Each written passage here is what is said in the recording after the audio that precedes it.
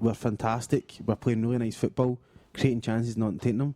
But then there's games when we're pretty poor and the performance levels aren't there, but we score quite a few goals. Yeah. We just kind of get that happy medium where we can play really good football and score a few goals at the same time. It's either one or the other. But I suppose ultimately at the end of the day we're winning the games. And as our performances start to get, because you are seeing the team are fitter, it's clicking, players are getting more comfortable in their position and their roles, and as all that comes together, you're going to start to see Celtic being a lot more entertaining, dominating SPFL teams a lot more, and the score, the high score. The scores reflect that. Yeah, I think I'm going to read out some quotes from Dyla, but I think there's a certain level of naivety amongst maybe even just Scottish football fans in general. I think people just expected Dyla to come in, and I know we've said this in the past, but I just think it's something we need to keep, making a point about. People expected Dyla to come in and to hit the ground running, and for him to completely change everything over the course of the summer, and for us just to start annihilating teams. It doesn't work like that. Football doesn't work like that. And we're not going to see Dyla's plan. It's not going to bear fruit until next season. And that's why this season is all about just getting through it.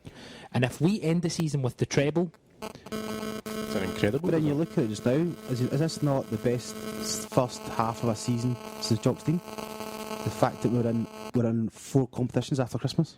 O'Neill's. Well, not 4 because O'Neill he won the treble in his first season, but we didn't get past Europe. So yeah, when you look at that, you look at the success of that part, then that's pretty phenomenal stats for a first time for your first season. League-wise, it's comparable to our last kind of 4 seasons or so. It's not far off. Yeah, it's either better or just a little bit worse than where we were points-wise. Especially the performances haven't been up to what we as fans can expect or want to see, but that will come. I mean, we'll probably find now we'll go past Christmas and we'll just start dominating, leathering people, just dominating the second half. Something to say? Or I was just going to say how the big man got the Manager of the Month award. I was going to say that as well. He got the Manager of the Month award. That's his first of the season now.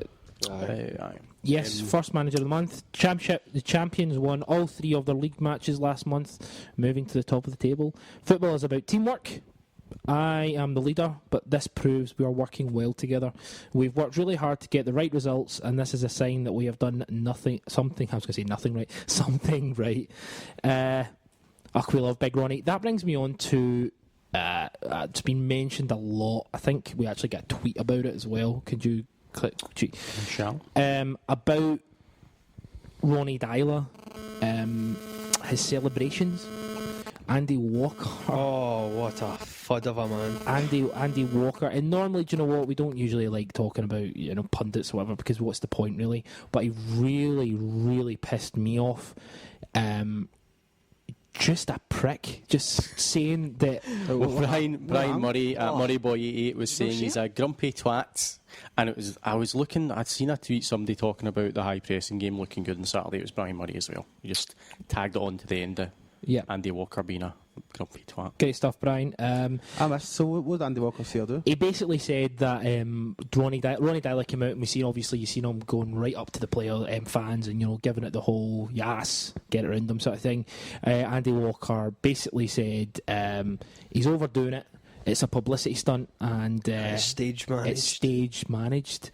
Now, no, it's not, and the other thing he said was that there was a supporters group meeting with the club, and the supporters group specifically said that they wanted the manager to connect more with the fans, and that's why he's doing this now. It's just pish. It's just lies. I mean, do you know, for the first time in my life, I agreed with David Tanner. David Tanner turned around and went, "You're not being a bit. Is that not a bit?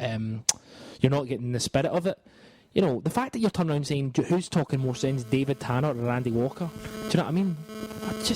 Andy said that when Dyla done his press ups at Storm Godset or whatever, that's not befitting of a Celtic manager. Andy Walker's just another bitter ex-player who has all he can do is sit and he's on the sidelines watching football, and it's passing him by, and he's bitter that he never had the opportunity to take part in it. So what does he do? He snipes.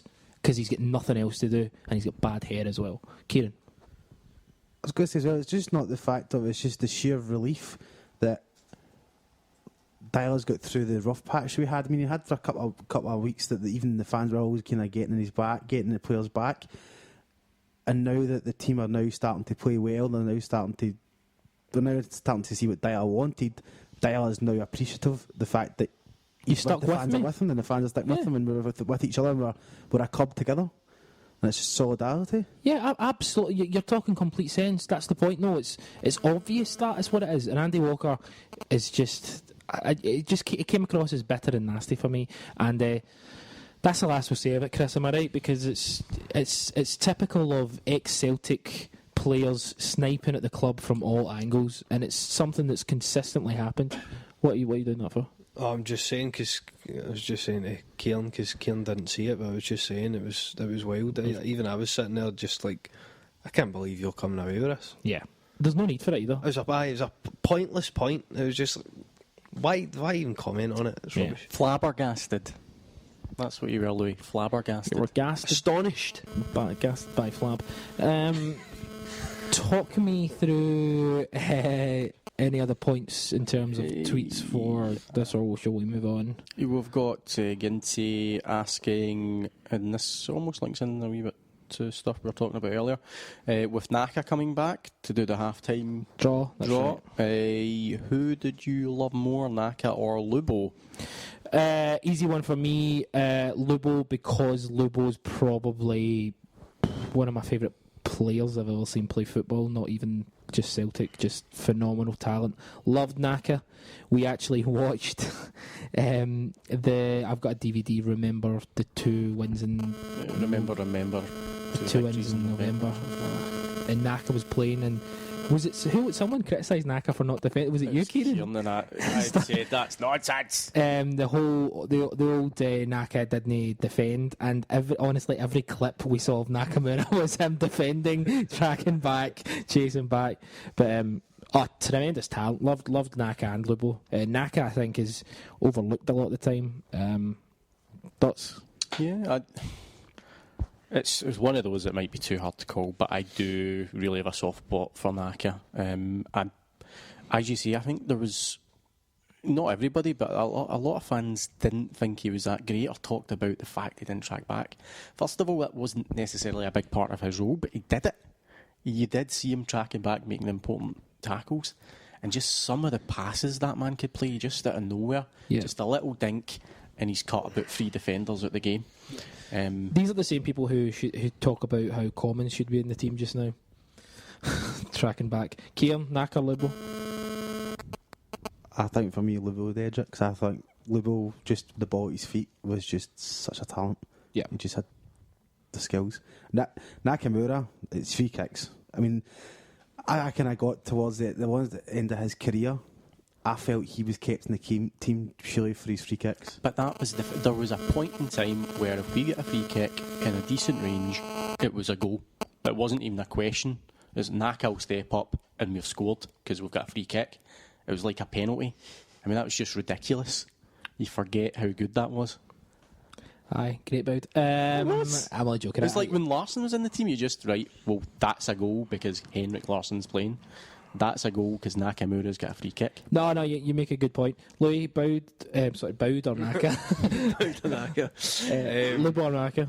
I'd have to be Lubo, just because of the kind of everything that goes with Lubo and his name being such kind of an icon at Celtic. I don't think Naka was brilliant, of course he was, and some of the goals that he scored and passes were fantastic, but never quite be Lubo, I don't think. It's funny because it's almost similar to Naka in a lot of ways. Is similar to Ki-Sung Young because wasn't hard enough for the old film. Aye, people would talking about we're bereft. This was last week. There was a lot of chat about how we're bereft of talent in terms of creativity in the team.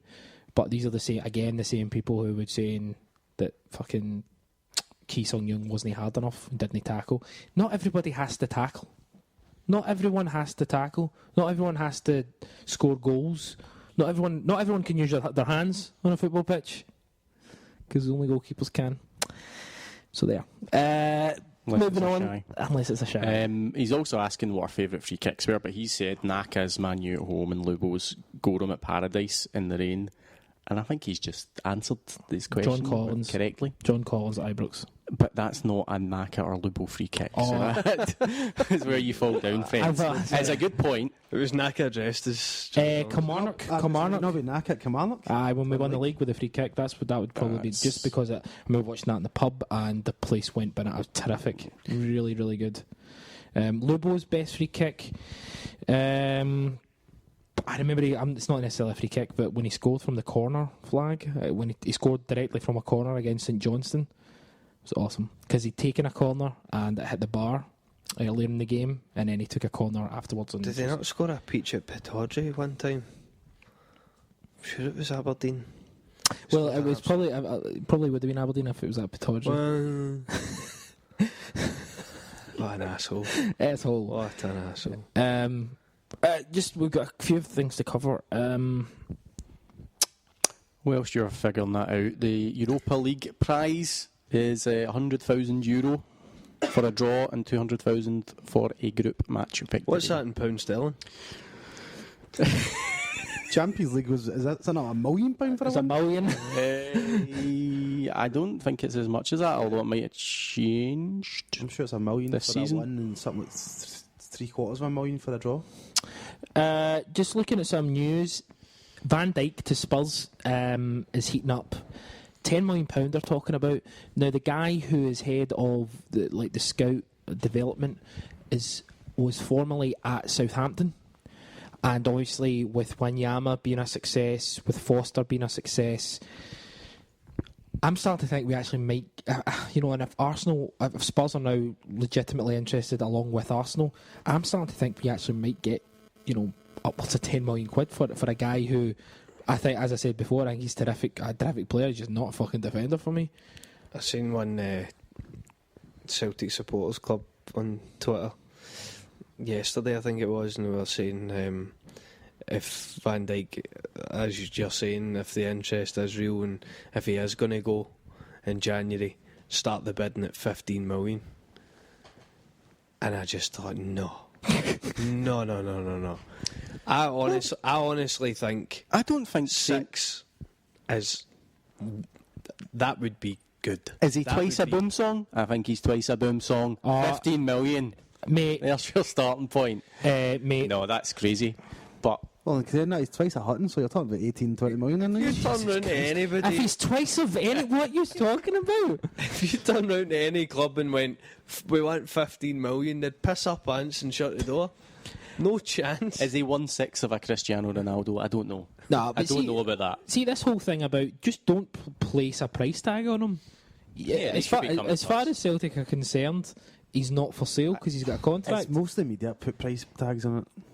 Absolutely, but the only time that becomes a reality though is when an actual bid is made. So when we actually have a bid, which I think will start at 8 million, 7 or 8 million, and I don't necessarily listen. Hey, I don't think he's worth that either. But see, after we got £10 million for Foster, and after we got £12 million for Wanyama, no, he's up there. But they've really excelled though. Virgil van Dijk hasn't excelled. I don't think he has, but see for some reason, everybody else seems to think he does. I think he does because he seems to be very highly regarded. He's now a Dutch international.